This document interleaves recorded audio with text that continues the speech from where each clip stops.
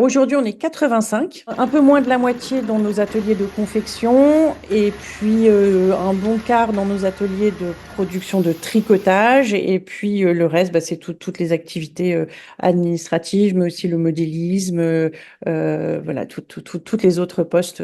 Donc, on est dans deux usines. Une usine dans le centre de Roanne qui fait 7000 mètres carrés, dans laquelle on a vraiment de la place et une autre usine de 3500 mètres carrés au sud de Roanne. Le but de toutes nos entreprises, c'est de rester à flot et de ne pas faire faillite. On sait qu'il y a il y a plus beaucoup d'entreprises en France qui produisent, donc chacun essaye de faire ce qu'il peut. Nous, notre mission, chez nous, qu'on s'est fixé avec mon associé Arnaud de Belabre, c'est de retricoter en France et de redévelopper tous les savoir-faire autour de la maille rectiligne. Donc, il y a une ligne rouge qu'on ne franchira jamais, c'est-à-dire de ne pas tricoter nous-mêmes. Donc, nous tricotons l'ensemble des produits que nous vendons. Nous sommes à la fois dans la grande distribution, on travaille aussi avec le marché du luxe, on va travailler avec le technique. Tous les produits que nous vendons à nos clients ont forcément été tricotés chez nous. Pour tricoter, en fait, on utilise des métiers à tricoter rectilignes dans lesquels on met du fil et on obtient une maille. Donc, ça peut être un point mousse, ça peut être un jersey, ça peut être du cachemire qui rentre ou alors du polyester pour un produit technique ou de l'acrylique pour notre petite layette.